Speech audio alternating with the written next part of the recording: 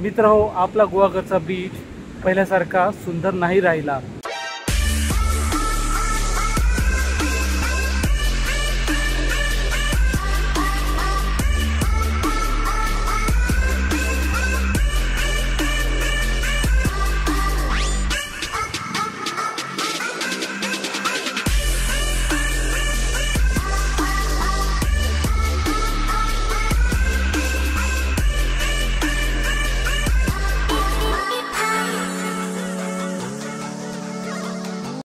लडाख झाला का इकडे गुहागरचा?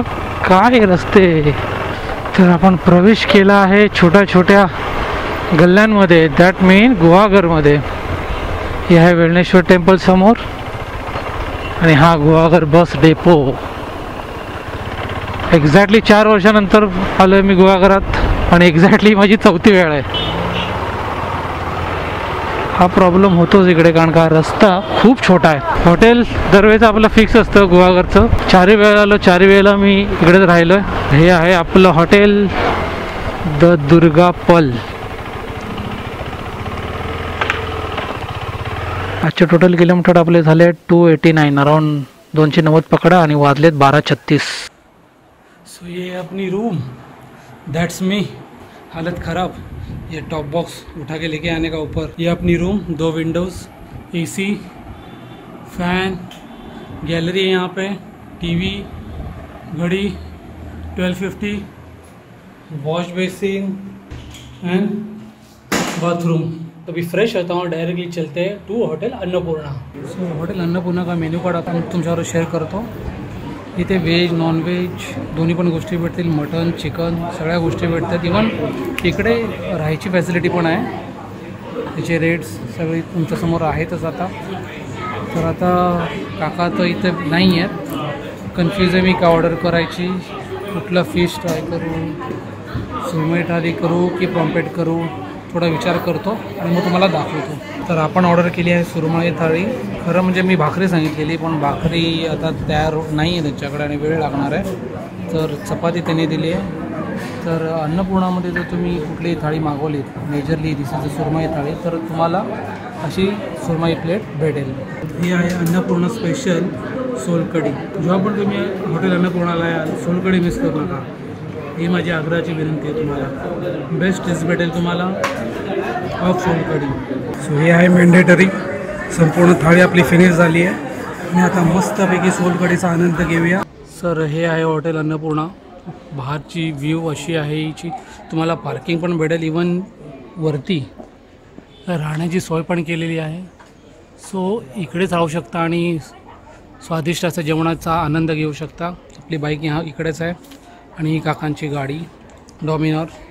ते जे वेल्डिंगचं काम आपण आपल्या बाईकवरती केलं आहे ते असं दिसतं आहे, जसे ते एक ब्लॅक स्प्रे पेंट मारला की परफेक्टली होऊन जाईल। फक्त त्याचा परफॉर्मन्स मला कळेल पुढच्या 7 ते 8 दिवसात। अजून याचा काय फायदा झाला नाही तर नॉर्मली मला ब्रॅकेट बनवून घ्यावं लागेल, या दोन्ही सॅडल स्टेवरून टॉप लगेज प्लेटला सपोर्ट द्यावा लागेल। So back to hotel. Shaman Khan काका आता भेटलेच नाहीत आपल्याला। चला आपली रूम आलेली आहे, आता मस्तपैकी आराम करतो आणि 1-2 तासात we will go to beach, the 7 kilometre longest beach जिसके लिए मैं यहाँ पे आया हूँ।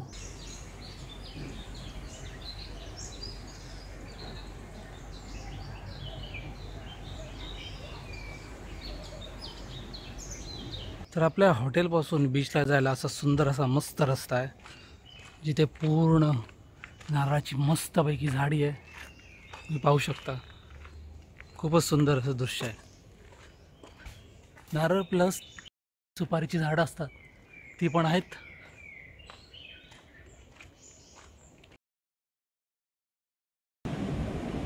अरे यार काय हे, बघेल तिथे सगळीकडे दारूच्या बाटल्या दिसत आहेत।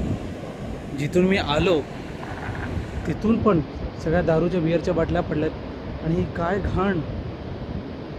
शेट मित्र हो, आपला गुहागरचा बीच पहिल्यासारखा सुंदर नाही राहिला।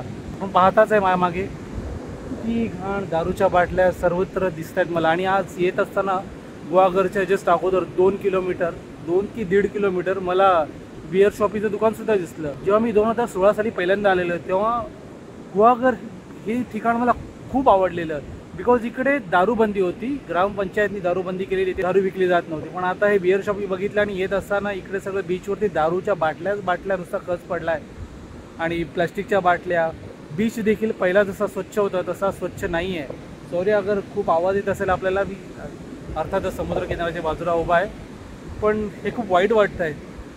7 किलोमीटर लॉंगेस्ट असा बीच, आयुष्यातला खूप जवळ असा बीच होता. बिकॉज एवढा लांब आणि स्वच्छ बीच विथ गोल्डन सँड, अप्रतिम असं त्याचं रूप होतं. पण आता काय असं कळे ना, जेवढं अट्रॅक्शन होतं मला तेवढं वाटत नाहीये हा सगळा नजारा बघून. ही बघा घाट, ही लाईन जी उभा आहे मी, मधली लाईन आहे. इथे नॉर्मल सँड, इथे समुद्रकिनारा चिटकून.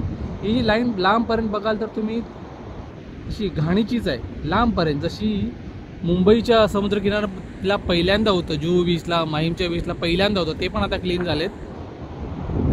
हे बघा, हे बघा, इथे आता सध्या मी उभा आहे तिथे कमी आहे. पुढे या साईडला तुम्ही बघाल तर खूपच आहे. ही मधली लाईन पूर्ण बघा, हा पूर्ण कचरा आहे.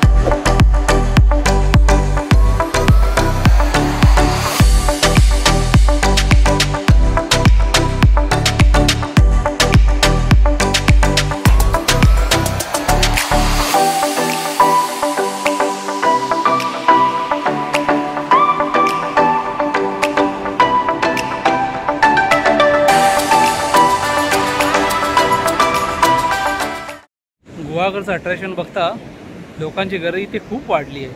मला एक्सपेक्ट नव्हती एवढी लोक असतील. हां, आज सॅटर्डे आहे, पण गुहागर हा क्वचितच असा अनडिस्क्लोज टाईप बीच मी मानत होतो आत्तापर्यंत. जास्त लोक अट्रॅक्ट होत नव्हते इकडे, पण आता हे चित्र वेगळंच दिसतंय. लास्ट टाइम जेव्हा आम्ही आणि सिया आलेलो तेव्हा इकडे आम्ही एक मोठासा किल्ला बनवला होता.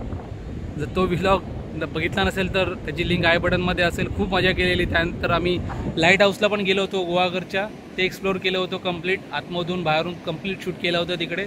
आणि तिकडे एक सुंदर असा क्लिफ पॉईंटसुद्धा होता, तो पण मी एक्सप्लोर केला होता. नक्की पहा. सनसेट व्हायला अजूनही खूप वेळ आहे, तर मी एक विचार करतोय जेवढं होईल तेवढा हा पूर्ण 7 किलोमीटरचा बीच एक्सप्लोर करूया. तुम्ही पाहू शकता सुंदर अशी नक्षी, बोलू शकता मस्त असे नारळाचं झाडच वाटतं हे तर मला. हे जे छोटे छोटे खेकडे असतात ते आतमध्ये जात असताना अशी सुंदर अशी नक्षी बनवत आहेत. खूप लांबपर्यंत आहे. हा पॅच त्यांचा आहे. हा बघा, हा बघा पळतोय, हा बघा, हा बघा, हा बघा किती फास्ट पळतोय. आणि हा इथे गेला. पाणी पाहूया स्वच्छ आहे की नाही. हो, इथून दिसणार तर पाणी तर खूप स्वच्छ दिसतंय. अरे अरे अरे अरे अरे अरे बूट खराब होतील रे माझे. यस, आपण जिंकलो आहे, समुद्राला हरवला आहे. इथे खरी मजा बूट काढून फिरण्यातच आहे. तर मित्रांनो, मगाशी मी तिकडे होतो, त्या तिकडे ड्रोन आपण उडवला, तुमच्याशी जो व्लॉग केला तो. त्याच्यानंतर मी एवढं चालून, हा कर्व शेप आहे, इथे आलो आहे. आणि इथे गेल्यावर परत एक कर्व शेप आहे. आणि ते तिकडे आहे मेन गुहागर बीच, जिथे खूप लोकांची गर्दी दिसते मला. हे पहा, आपण पाहू शकता गुहागर बीच हे जे डोंगराचा क्लिफ आहे तिथपर्यंत आहे. तिथून मग हा असा एवढा लांबपर्यंत तो जो डोंगराचा क्लिफ आहे तिथपर्यंत बीच आहे. Complete of 7 kilometres.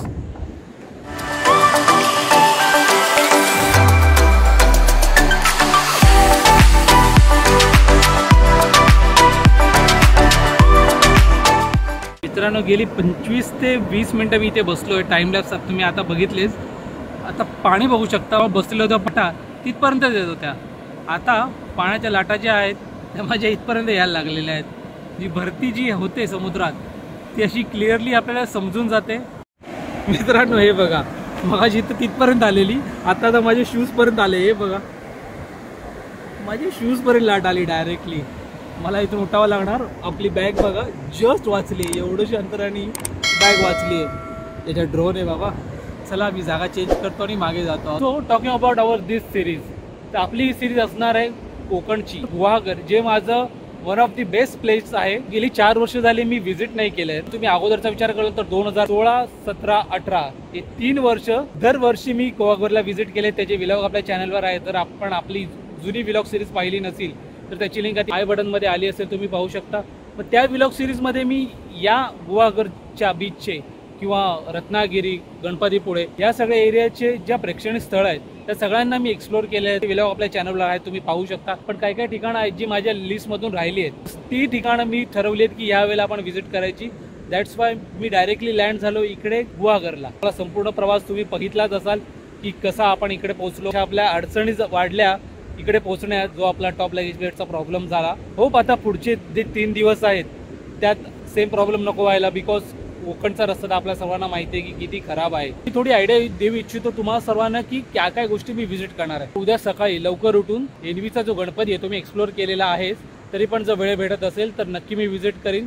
खूपच मनमोहक सुंदर अशी गणपतीची मूर्ती आहे तिकडे. त्या अगोदर एनवीचा जो बीच आहे तिकडे वामन बोळ, दॅट मीन समुद्राच्या पाण्यातून कारंजी उडतात. ती जागा माझी व्हिजिट करायची गेली खूप वर्ष राहिली आहे. व्हिजिट करीन पण ती राहूनच गेली. नंतर मग मी जाईन गणपतीपुळेच्या देवळात गणपतीचं दर्शन करीन.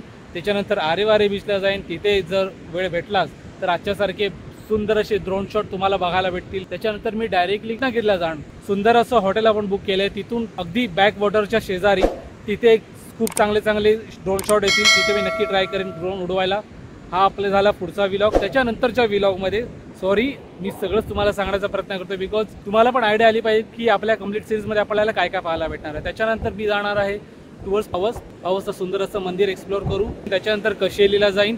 कशेलीचा सुंदर असा बीच आणि सुंदर असा तो मनमोहक पॉईंट मी एक्सप्लोर करीन through our drone and through our this lens. त्याच्यानंतर आरंबोल क्लिफ पॉईंट्स आहेत जो मी अजूनपर्यंत व्हिजिट केला नाही तर तो मी एक्सप्लोर करीन. आणि आरंबोलवरून मी डायरेक्टली माझ्या गावी जाणार आहे, दॅट मीन कोल्हापूरला. कोल्हापूरच्या नंतर परत आपला दौरा आहे टुवर्ड्स कोकण, दॅट मीन मालवण. आणि त्याच्यानंतर आपण जाणार आहोत वेंगुर्ला, शिरोडाच्या नंतर तयार महाराष्ट्र तर संपतोच. त्या निमित्तानेच माझा पूर्ण कोकण दौरा कम्प्लीट होऊन जाईल.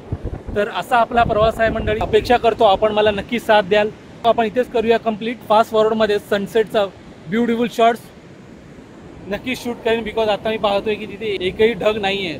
होपफुली चांगला शॉट्स येईल. तर मी सागर आपल्या सर्वांची विदा घेतो. पुन्हा भेटूया आपल्या नेक्स्ट व्लॉगमध्ये. जर हा व्लॉग आपणास आवडला असेल, जर हा मराठीवाला एक्सपेरिमेंट तुम्हाला जर आवडला असेल, do hit that like button and do let me know in comment section की कसं वाटलं तुम्हाला आपल्या ह्या चॅनलवर मराठी सिरीज पाहून. तुमच्या रिस्पॉन्सवर डिपेंड आहे की मी इन फ्युचर मराठीमध्ये व्लॉग करू की हिंदीमध्ये व्लॉग करू. तर आपला रिस्पॉन्स नक्कीच कळवा in comment section. So this is Sagar signing off. Always your helmet. Ride hard, ride safe. See ya. तर आपला कॅमेरा लागलेला आहे. टाइम लॅप्स चालू आहेत.